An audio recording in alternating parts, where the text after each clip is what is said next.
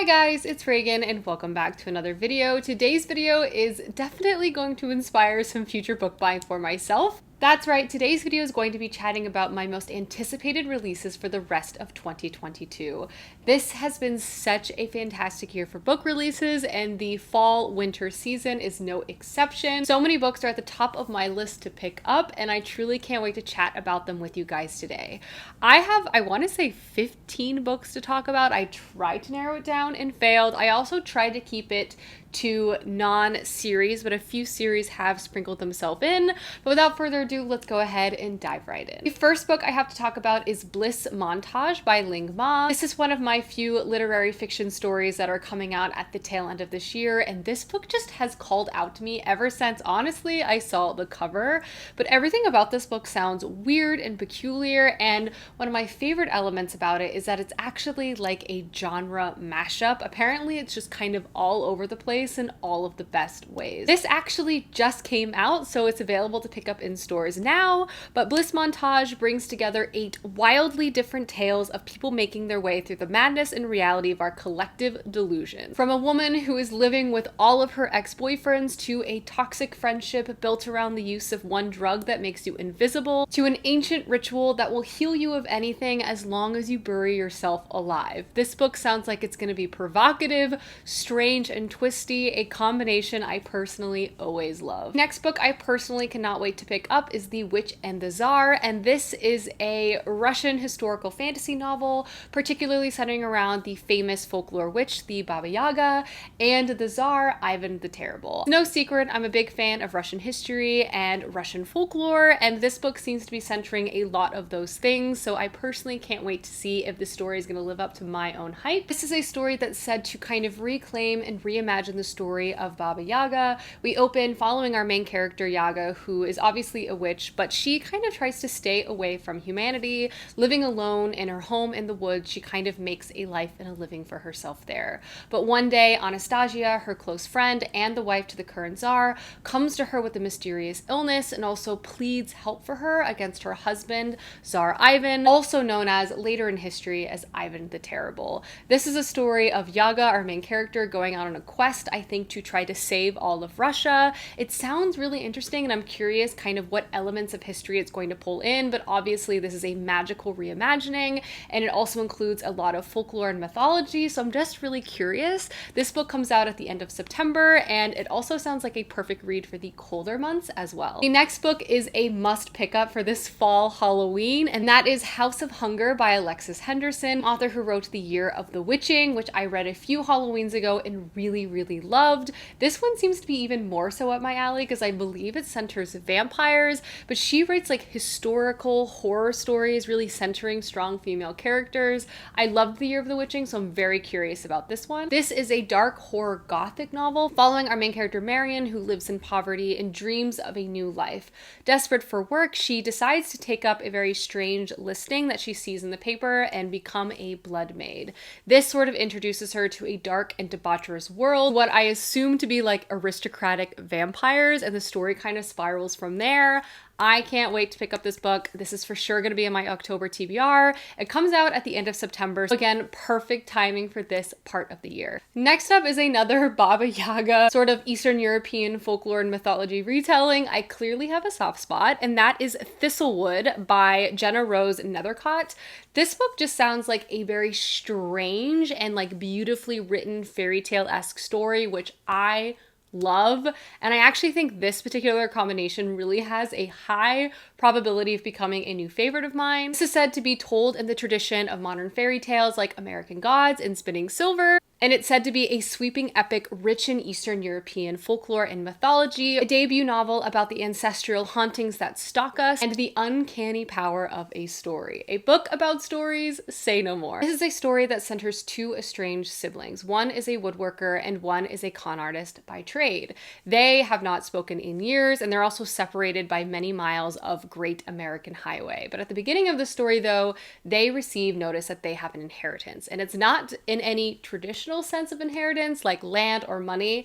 They have inherited a place called Thistlefoot, which is a roaming house on chicken legs. This house, originally originating in Russia, has made its way to the shores of America for these two siblings, but it's also brought with it a dark and mysterious force. This book sounds weird in all of the ways I love. I mean, a house on chicken legs, say no more. I also love a story of like two siblings sort of reconnecting. I really feel like this book is going to be amazing. The next book just sounds like a charming and delightful read that is perfect for the fall season, and that is The Very Secret Society of Irregular Witches by Sangu Madana. In the story, we follow our main character Micah, who lives in Britain and who is also a witch. She is magical, but she also obviously has to hide her magic from everyone around her.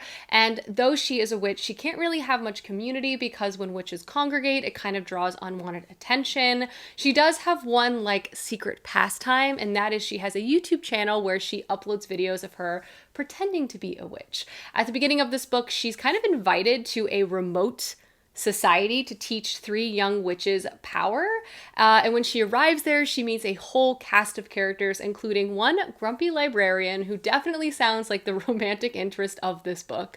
This really sounds like a story full of found family, magic, adventure, and hopefully romance as well. This book is actually already out, but I wanted to note it because it's a perfect Halloween read. Next book is Spells for Forgetting by Adrienne Young. This book sounds like the atmospheric, strange, murder mystery, small town setting book that I, in general, really love to read as well. This is also a dual perspective story following first one of our main characters, Emery, whose life was forever changed when her best friend was found dead and the love of her life, August, was accused of murdering her. Years later, she's doing the thing that her teenage self never wanted her to do, which is moving back to the misty, remote shores of her hometown and running the family business, which basically offers tea reading. But when the island, rooted in folklore and magic, strange things begin to occur, and Emery knows something is definitely in the air. So she's not surprised when August, who she hasn't seen in years, arrives on the shores once again. And we seemingly also read from his point of view as well. This book seems eerie, dark, and mysterious. I love like a cold island setting. I just think it makes for great ambiance, as I've already said. I'm curious about this one. The early reviews are also very strong, so I thought I would add it to my list as well. The next book on my list appears to be the peculiar space fantasy of my dreams, and that is The Genesis of Misery by Neon Yang. This is the story of our main character Misery, who comes from a nowhere mining planet who also possesses a very rare stone that gives them the abilities and powers of a saint. However, though, Misery has a hard time controlling these powers and also often results in them experiencing something called void madness. Knowing they aren't a saint, but hoping they aren't void mad, Misery keeps quiet about their power for years while dreaming and scheming up ways to get off their forsaken planet. And so begins the adventure of a space lifetime. It sounds really interesting. Even the title and like the cover art are so striking. This author has gotten a lot of awards. They're short stories, and this is actually their first full-length novel, and I'm just really curious to pick it up. Next book probably has to be one of, if not my most anticipated release of the year. That is Our Missing Hearts by Celeste Ng. I love Celeste Ng's writing. I've read both of her books right when they came out. Her stories, her characters, everything that she kind of crafts just tends to be stories I love so much. I'm actually particularly interested in this book because while it is definitely literary fiction, it also seemingly has some sci-fi dystopian leanings to the book just based on the synopsis, which I find to be very, very intriguing. In this book, we follow our main character, Bird Gardner, who's a 12-year-old boy living with his scholarly father, who now has a job stocking books in the Harvard Library. Bird knows to not ask too many questions, not to stand out, not to stray too far from his father or the library. For a decade, their lives have been governed by laws to preserve American culture, enacted in the wake of economic collapse. And it says, to keep the peace and to restore prosperity, authorities are now allowed to relocate children of dissidents, especially those of Asian origin, and libraries have been forced to remove books seen as unpatriotic. Bird's mother was actually deemed as a dissident for her poetry and left the family when he was 9 years old. He has a complicated relationship when he thinks about his mother and her work, and I think a lot of this book is going to be exploring the power and the limitation of art in terms of creating change and the lessons and legacies we pass on to our children. I really feel like this book is going to be immaculate. I can't wait to pick it up. It comes out in early October, and you best believe I already have it pre-ordered. Next book that is on my list is The Night Ship by Jess Kidd. I read Things in Jars by this author. I really liked not only the writing and the atmosphere, but I thought she wrote a very compelling thriller mystery as well. This book, just based on the synopsis, really seems like something that would be right up my alley. Particularly, it basically follows two characters connected through space and time over a span of 300 years. The first character we follow is in 1629 and is a newly orphaned girl traveling on a ship to a new place in search of a mythical monster. Fast forward, we follow another character in 1989, a lonely boy named Guild who lives in Australia, and somehow their lives and stories become interconnected. I just personally love a setup like this, and it sounds like something I will really enjoy, so I thought I would add this to my list as well. Next up, I will keep it brief, but I did include The Atlas Paradox by Olivia Blake. This, of course, is book 2 to the Atlas 6. I read the Atlas 6 earlier this year and honestly really enjoyed it. It is the dark academia fantasy sort of cutthroat competition story of my dreams, full of fascinating and complex characters, a really intriguing plot, and just all the trappings of a very fun and entertaining book. Can't wait to see where the story takes off in book 2, and this comes out at the end of October, and I truly cannot wait. Speaking of dark academia, the next book that is on my list is The Cloisters, and this is said to be Secret History meets Ninth House, in this sinister atmospheric novel following a circle of researchers as they uncover a mysterious deck of tarot cards and shocking secrets and the New York's famous Met Cloisters. Honestly, I just love dark academia. I also really enjoy stories taking place in New York. This particular location in New York is full of such great vibes. To have a whole dark academia story set in it just truly excites me. I love obnoxious people doing obnoxious things and seeking for power to only face their own demise. It is a setup I enjoy time and time again. The next book on my list should truly be no surprise at all, and that is Children of Ragnarok by Cinda Williams Chima. That's right, friends, we are finally getting a new series by Cinda Williams Chima, and I cannot wait. This is not just it is a whole new world, all new characters, all new magic. I have been reading Cinda Williams Chima's books since I was in 7th grade. She's been one of my favorite authors of all time ever since that point, and I'm just so excited to pick up a new series by her. This one, based on the title, is obviously inspired by Norse mythology, and this appears to be a multi-POV YA fantasy story set after Ragnarok, or the war between mankind and gods, which kind of destroyed the world. It seems we follow one, Eric, who lives a rather prosperous life until he is wrongfully convicted in a rigged jury for a crime he did not commit. We also follow Regan, a spell singer and musician and runecaster, as well as Eric's half-sister named Liv. All these characters, I think, come together in an unlikely fashion, have to go on an adventure together, and I can't wait. I love this author. I feel like I'm gonna love this book. It should be a great time. Obviously, I'm buying it, coming out in early November. The next book that I am for sure picking up is The World We Make by N.K. Jemisin. This is book 2 to the Great Cities series, the first one being The City We Became, which I loved so much when I picked it up. This is a speculative fiction fantasy story about cities that are alive. In this series, at least so far, we follow New York City, and each of the boroughs, basically at book 1, come alive and are personified in a person. They have to work together to fight against an evil that is infecting the city. Conceptually speaking, it's just so interesting and really well crafted. I loved the first one, and it seems like in book 2 we have a new enemy that needs to be taken care of. I can't wait to see how the story is going to continue to evolve. N.K. Jemisin is one of my favorite writers. She is so masterful in anything that she decides to write. Just the skill, the talent, I love it every time.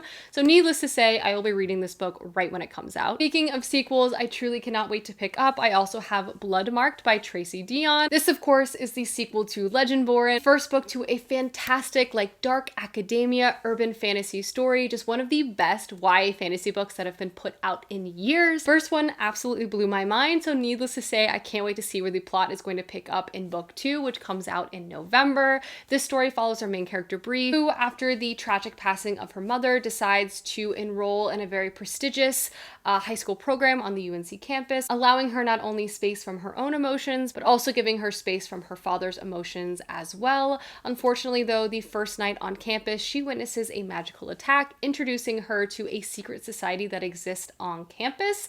It is inspired by like Arthurian legends, and this book has so much to do with legacy, family, and magic. It is so good. I can't wait for book 2. And then the last book I'm going to be chatting about also comes out in November, and that is Tread of Angels by Rebecca Roanhorse, another fantasy author I love so much. But this is the first book to a new dark fantasy series, which honestly, say no more, I'm already sold. This is a story set initially in the high remote mountains in a town called Giada, and it's a booming like prospect town of mining. Here there is a new powerful material discovered called divinity. This is used to fuel technology and advancement across the land. And the source of this particular mineral is actually from a fallen angel that fell to earth during Heaven's War. And the only individuals who are actually able to mine this mineral are only descendants of the other fallen individuals who rebelled during Heaven's War. In this story, we follow 2 fallen sisters and their fierce and very protective relationship with each other. And as they both kind of get involved in politics, especially when one of the sisters is accused of murdering a very powerful individual. Conceptually speaking, this world really called out to me. I already know I love Rebecca Roanhorse's writing, so needless to say, this is a book that will for sure